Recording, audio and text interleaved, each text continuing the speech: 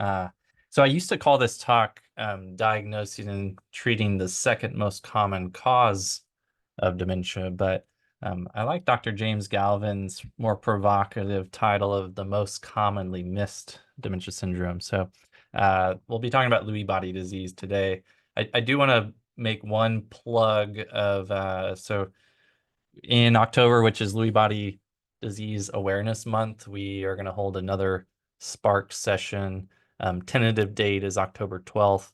This is a broadcast, like virtual Zoom webinar.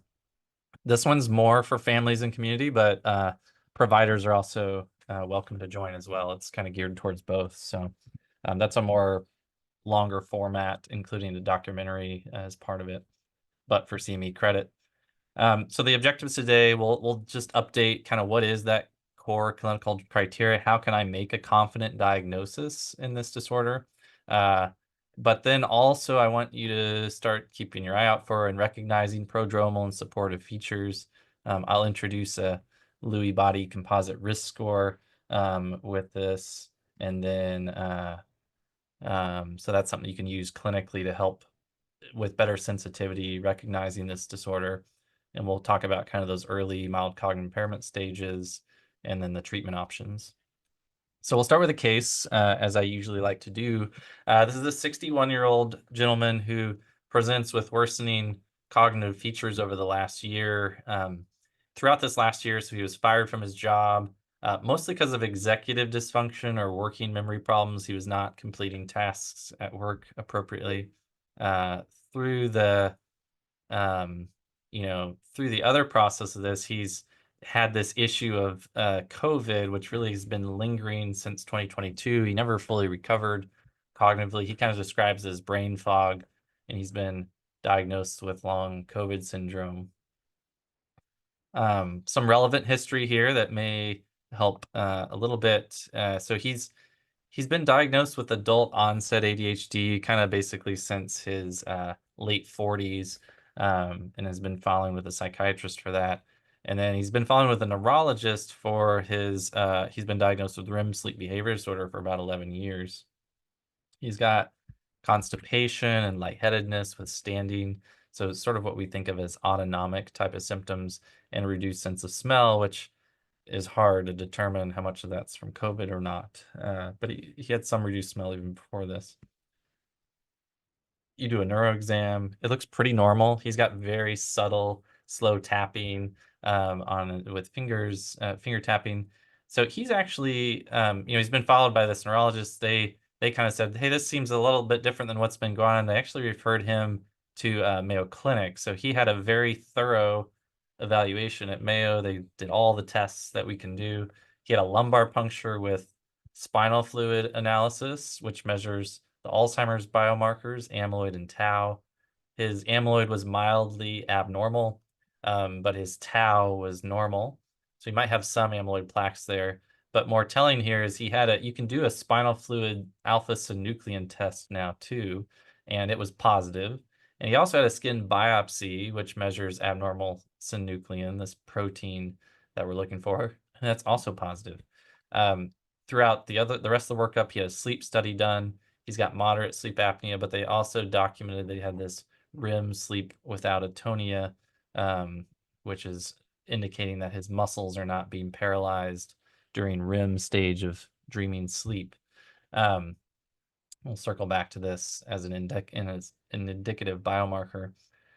So they diagnosed him with very mild stage of DLB, and they recommended his local PCP start donepezil, 5 milligrams in the morning, and then after about a month, if he's tolerating that well, to go up to 10 milligrams. And they also recommended discontinuing this patient's cyclobenzaprine because it's anticholinergic. This is a muscle relaxer. And this is where things get tricky. So, the PCP appropriately starts him on donepezil, but the default order, and like 90% of prescriptions I see, or even more than that, are prescribed at nighttime.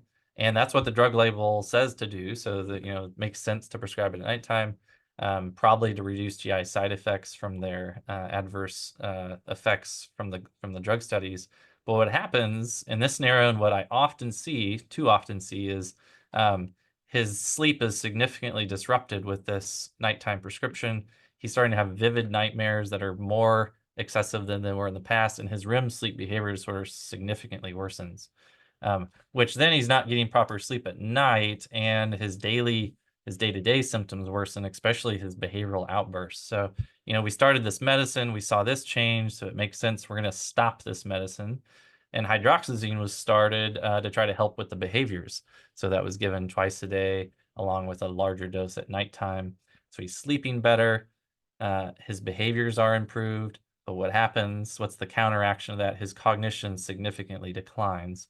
You also find out that he was actually started on oxybutynin as well for some urinary frequency in this time frame. So then he's referred to us at KU for more local specialized care. And on our assessment, so I didn't tell you this, but his score at Mayo Clinic was actually 34 out of 38. So it was 6 points worse just in about 4 months. And he's really struggling with visual spatial, attention, and some memory. At this point, he is more Parkinsonian. So he's got reduced facial expression, what we call masked faces, decreased voice projection, and decreased arm swing with a positive pull test. And his MRI scan, we don't really see shrinkage of the memory structures. He's got some central atrophy, but overall, there's no like clear, oh, that looks like an Alzheimer's process. So his MRI is a supportive feature here. So what does this patient have? Well, obviously today's talk is about Lewy body disease. So this patient has probable dementia with Lewy bodies. And how do we make that diagnosis? Well, even if we didn't have all that fancy biomarker information, right? We've seen enough cognitive decline where it's interfering with his daily activities, so he meets the definition of dementia. And then does he have two of these core clinical features? So he clearly has REM sleep behavior disorder, right? And I sort of list these 4 core clinical features in the order that we often see them present. Not all of our patients read the textbooks, right? So they can present however they want, sometimes even with Parkinsonism first. But most of the time, we find this picture where the REM sleep behavior disorder, this sort of cognitive fluctuations, these checking out, zoning out, drastic fluctuations hour to hour or even minute to minute. We'll sometimes hear a story about that, where like an example, like we have a normal conversation at noon during lunch, and then at 1 o'clock he doesn't know what day it is or what the plan was for the rest of the day. It just drastically fluctuates, and it might even return at 3 p.m. So hallucinations, we didn't really talk about in this individual. He doesn't really meet that criteria, but you don't have to have that to have a probable diagnosis. I will say that there's often a spectrum of things that we're missing when we ask about hallucinations. So the criteria requires well-formed, complex visual hallucinations. But there are sometimes auditory hallucinations. There are sometimes paranoid delusions, feelings of presence, shadowy figures out of the corner of their eye. So there's a spectrum of these things that don't quite fulfill the criteria. And then any amount of Parkinsonism, so slowness of movements is bradykinesia, rigidity or stiffness, so decreased arm swing when they're walking. And sometimes just shuffling gait is kind of how bradykinesia gets described to you by patient family members. Falls are actually a really common one. And what's a little tricky with the Lewy body is it's not the classic rest tremor that we see in Parkinson's patients. A lot of times it's more of a bilateral action or postural tremor. But sort of any sort of amount of Parkinsonism can fulfill this criteria as well.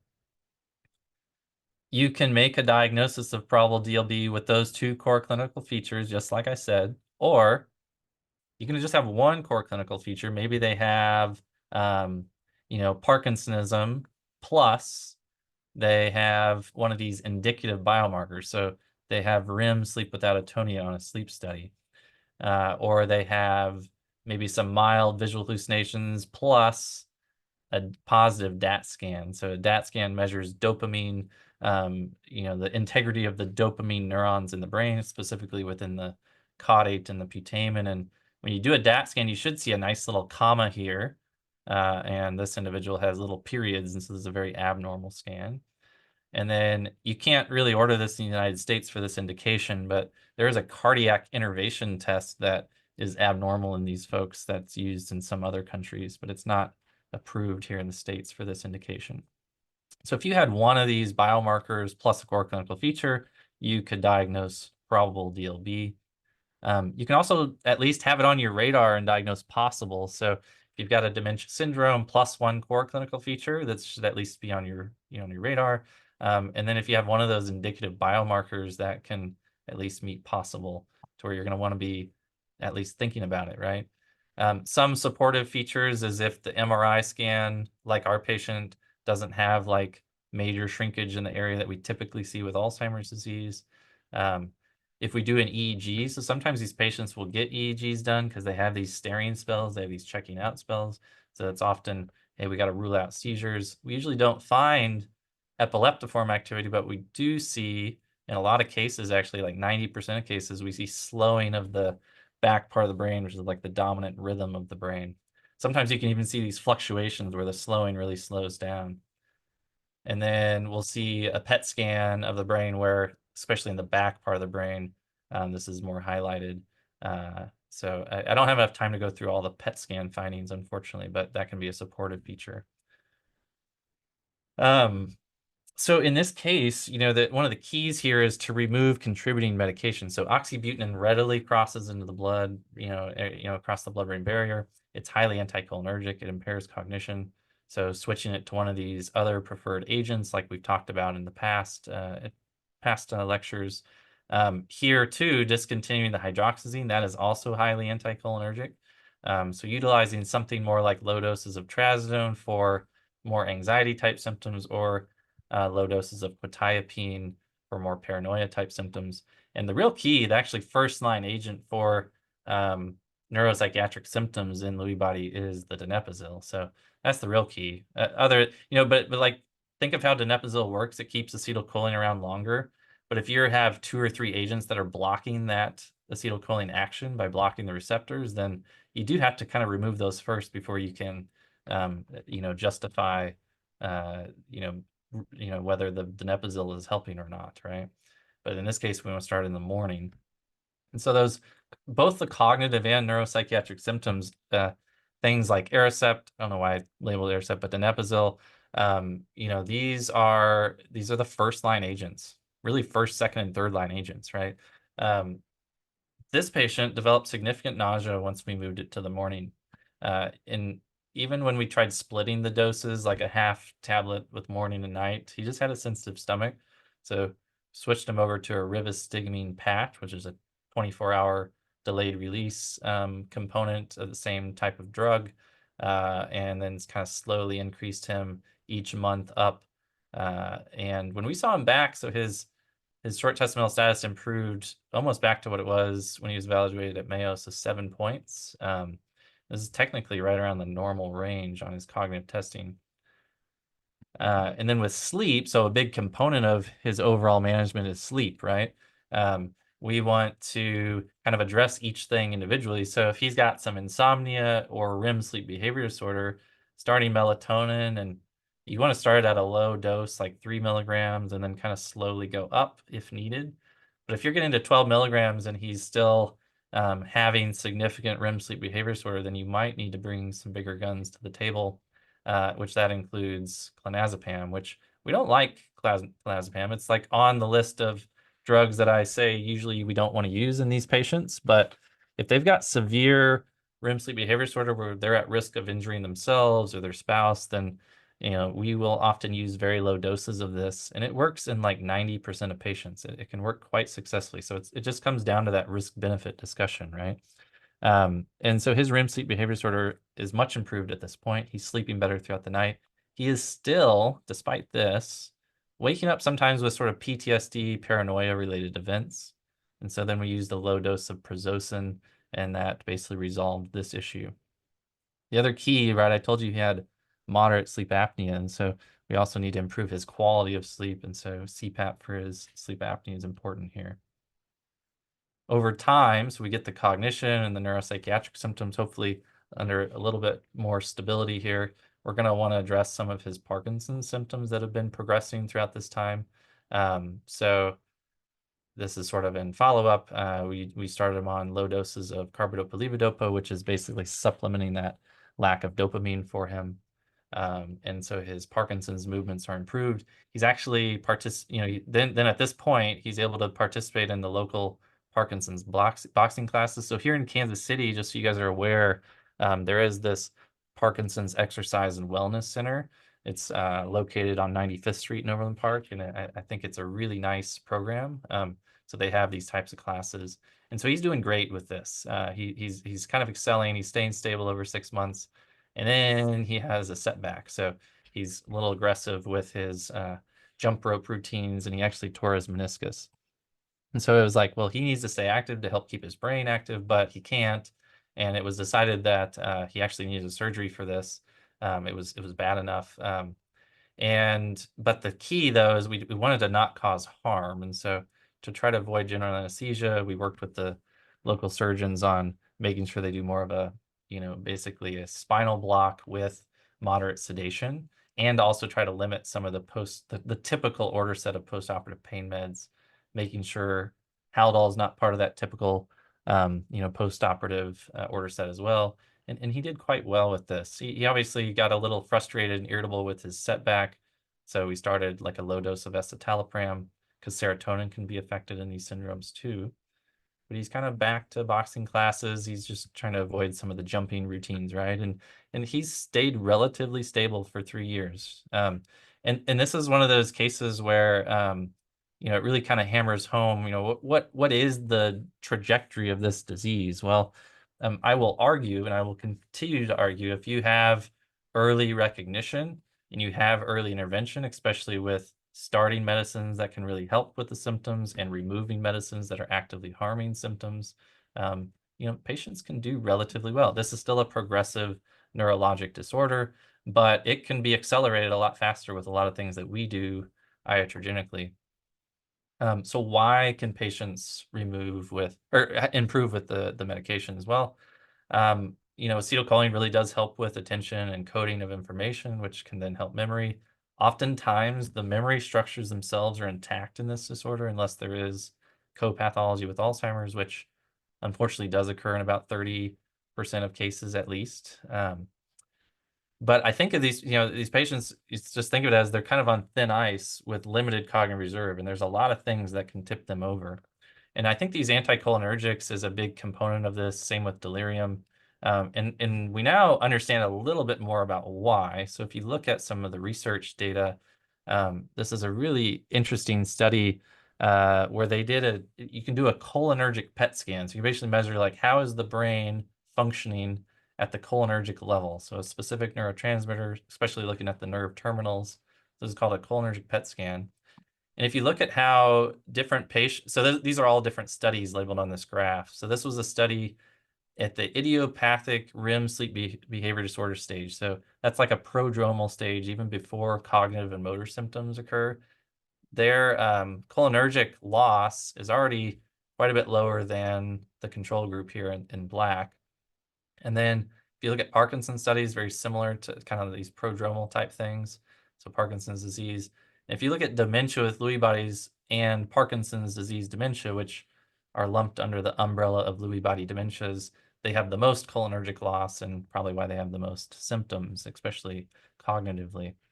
And so this kind of supports this cholinergic hypothesis that the projection of the acetylcholine system in the brain is highly important as a cognitive neurotransmitter, and it contributes to these fluctuations we see, as well as a lot of the cognitive symptoms. And what's kind of unique about really Lewy body and most Alzheimer's subtypes is they really do hit this green area, this nucleus basalis of minor, really hard. So we see a lot of neuronal loss within this cholinergic system.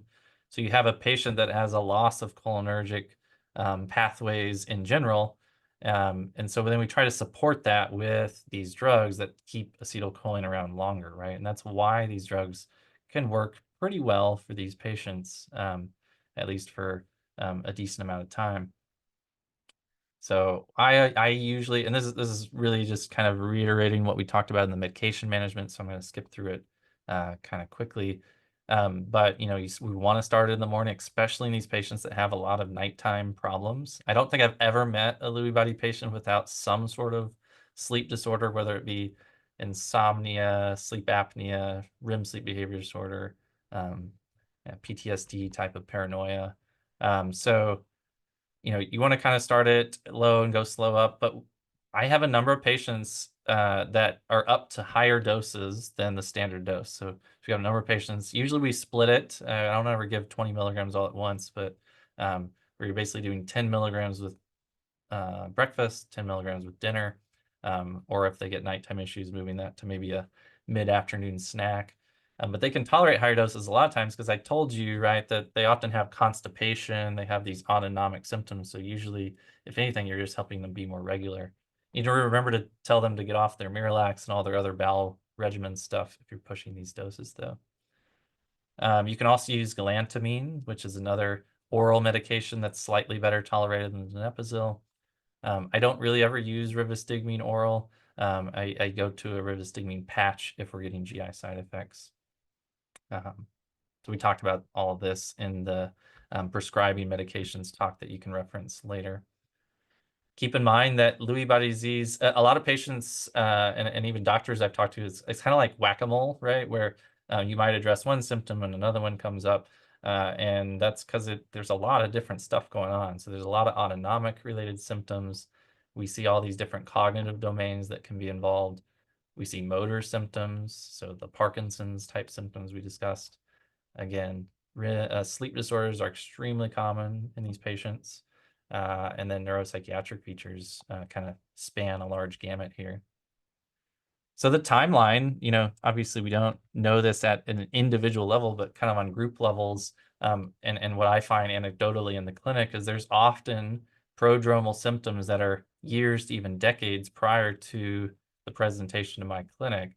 And these often include acting out dreams, decreased sense of smell, and autonomic symptoms, that kind of precede things by at least 5 to 10 years in a lot of cases. Mild cognitive impairment is kind of when we start to see objective changes, and it tends to be the kind of things outside of the short-term memory domain. They don't tend to have like a short-term memory problem as their primary issue. That's more of what we see in mild cognitive impairment due to Alzheimer's. And then where we're usually diagnosing is like once they start to meet all these criteria. But even then, it's even later than it should be because like I can't if I had $1 for every time like one of my residents said, well, it can't be Lewy body because they don't have Parkinson's symptoms, or it can't be Lewy body because there's no visual hallucinations. Like that's only 2 of the 4 criteria, guys. Like there's other criteria we need to be looking at. How could we improve that sensitivity? Well, there's a tool to do that. I have a smart phrase I add in if I'm kind of at least thinking, could this be Lewy body? Like if it's even on my radar at all, then I will ask this Lewy body composite risk score calculator. Some of our geriatrics team members are doing this as well, and I think it's a good tool to use. So this was designed by Dr. James Galvin and kind of verified in a couple different studies. And it involves 4 motor questions. So the patient and ideally a family member is answering sort of yes, no. Family members are going to notice whether they're walking a lot slower than the patient is. But then you also want to be asking about these non-motor symptoms, and it really gets down to a lot of these core criteria, right? The frequent staring spells or periods of blank looks, kind of staring off, the sleep-related symptoms, right? And then autonomic symptoms that you want to talk about here at the bottom. So if somebody's like checking 3 or more of these, and obviously the more you have, the more confident you can be, then you at least need to have Lewy body highly on your radar because there's quite a high area under the curve of whether Lewy body is involved when you're checking off a lot of these boxes. I will tell you these visits are complicated. So if I'm working with a resident, if they are way beyond their normal time allotted, my suspicion for Lewy body goes up a little bit. I think one thing, especially trying to address the most common, the things that they're most concerned about, because there can be a lot of symptoms, are kind of important. And you may be, you don't want to assume this because you may be surprised. Like sometimes they'll tell you the #1 priority is my runny nose, which is especially after eating, can be one of the symptoms associated with this. The visual hallucinations might not even bother them, right? So you might want to ask what they want to prioritize. And I always say, because patients are so sensitive to medication changes, it's going to be a process. So you really have to kind of think through and lay out a stepwise process with clear instructions. And if there's any concern about them following this up, then have a close follow-up to make sure we're on the right track. So I usually try to have them send me messages through our patient portal. But you might have a follow-up with one of your team members or with you just to make sure we're on the right track. And it's worth it, because we can make a difference in a lot of these symptoms with medication management. So like if you have a patient that has a lot of autonomic symptoms, maybe they have lightheadedness with standing, they've got constipation, they've got temperature regulation changes, they've got unexplained erectile dysfunction, and they've got some cognitive concerns, and they've got acting out dreams at nighttime, you've got to have this disease on your radar, even at earlier stages. And that Lewy Body Composite Risk Score calculator can help you there to give you a little more confidence in your diagnosis, or at least your suspicion, even without hallucinations and Parkinson's symptoms. You can have these sort of supportive features. So if you have a patient where you're like, you know what, I don't know if this could be Lewy body, and then they come back and they're responding really well to your dopamine medication, or you hear that oxybutynin you gave them sent them into delirium for 3 days, like that's a clue, right? Pay attention to it. They can have a very normal looking MRI scan, even with pretty moderate dementia. And then these multiple episodes of delirium are a clue in a lot of cases. And sort of, yeah, I mentioned this one, dramatic response. So I'll cycle through these here, but there's a good question here in the chat.